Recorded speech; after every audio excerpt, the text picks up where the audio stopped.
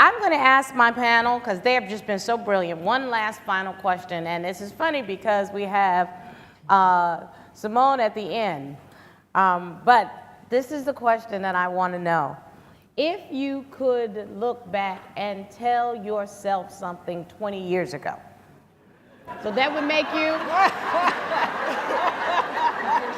Right. How old are you now, Simone? 20. You're 20. Good. I thought so. You're going to tell us what you want to know. But everybody else, I'd like you to give an experience. And I'll give an example so you know what we're looking for. There is no question I'd tell myself to be healthy. There's no question I'd say being sedentary, eating double Whoppers with cheese, no pickles, heavy ketchup, heavy mayonnaise. See how that still rolls right off the tongue? That's not going to keep you alive.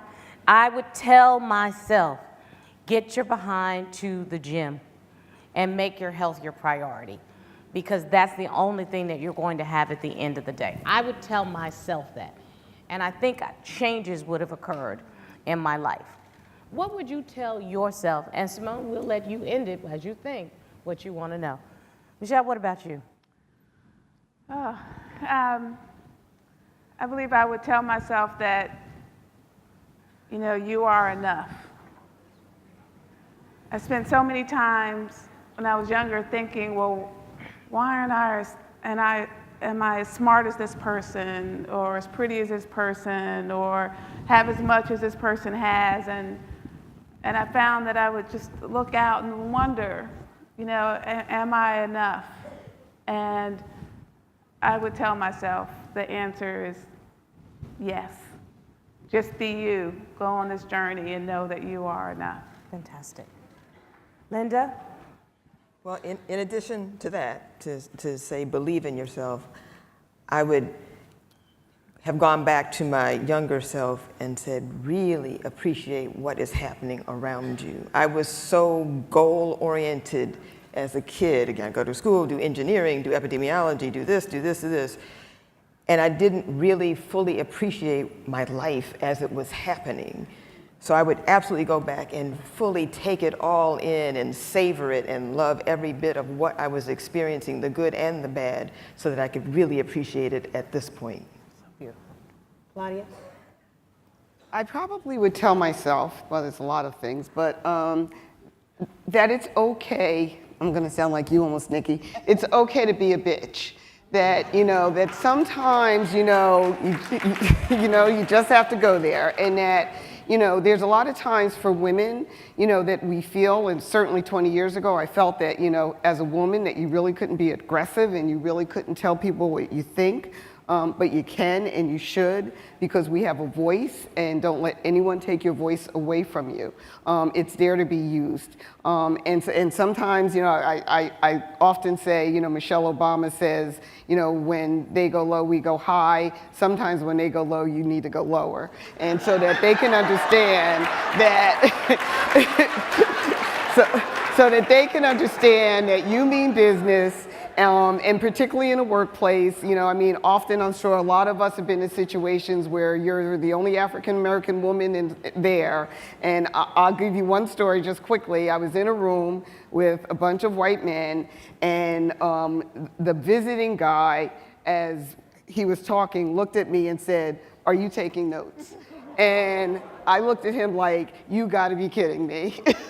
And I said, no, I don't take notes. At that time I was a vice president, and I said, I happen to be a vice president of AT&T. And I actually left because I was the one that was deciding whether he got a contract or not.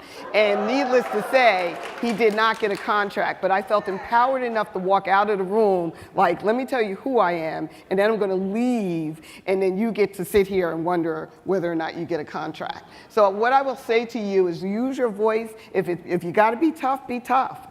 You know, I'm little, so I mean, I need to be tough sometimes. But 20 years ago, I would have never been able to do that. But have confidence in yourself enough to make your point and make your voice heard. I love it, Claudia. You know, you should have told that boy, you should be taking notes, baby. Because you're about to get checked. You're about to get checked. Whoa, Nikki.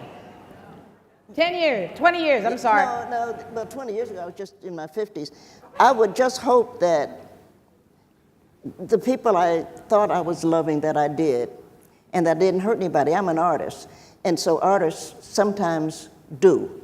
And I've been incredibly lucky for the people I have loved, because if you read my poems, 90% of my poems are love poems because I enjoy. But I would hope I haven't hurt anybody, and that's the truth. I didn't think of myself as being bitchy, but you do get sick of shit sometimes. And so, you let that be known. But I think my best life, well, you do. But I really think, if I may, to this audience at this time, for whatever it means, I think that my best life was 30 years ago. I think that whatever it was, not the 2020 is not enough, but the 30 years ago, I think I found what I needed to continue into a good life. I don't know. That's what makes me happy. That's really beautiful. Simone, what would you want to know as you come into this world? Because that's 20 years ago. So a lot of times I've been asked, ma'am, how does it feel to have this position or to be the first in this position? And I do really think this is the first time in my life that I've felt as though I was truly being heard. But then when I sat and thought about what is my greatest success in my life, I realized that it was not this position alone, but an accumulation of successes and experiences that I've had up until this point that made me capable and really made the people around me capable of pouring into me. So what I would say, if you guys could provide me with advice, or if I could provide myself with advice at 0 years old, is that you are being heard and you are being watched no matter where you are. You can be the vice president, you can be the CEO, you can be the first captain, or you can be in a middle school classroom or just talking to a girl in the grocery store. You're being heard. And it might not be on national television, but your words will make an impact for the better or for the worse. So the question is, and the question I have for everyone in this room is, what will you say?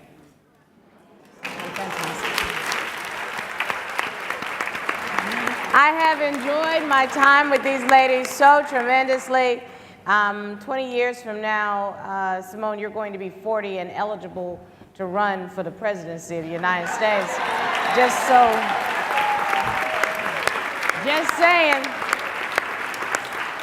saying. And your Auntie Star is a prolific fundraiser, okay? Just so you know. Ladies, it's an honor to sit here and just be enveloped by your knowledge, your wisdom, and your ability to live your best life at any age. Thank you all, everyone. I hope you had a good day. Please continue with the rest of Black Women's Agenda, and we'll see you the next time. Thank you again, everyone.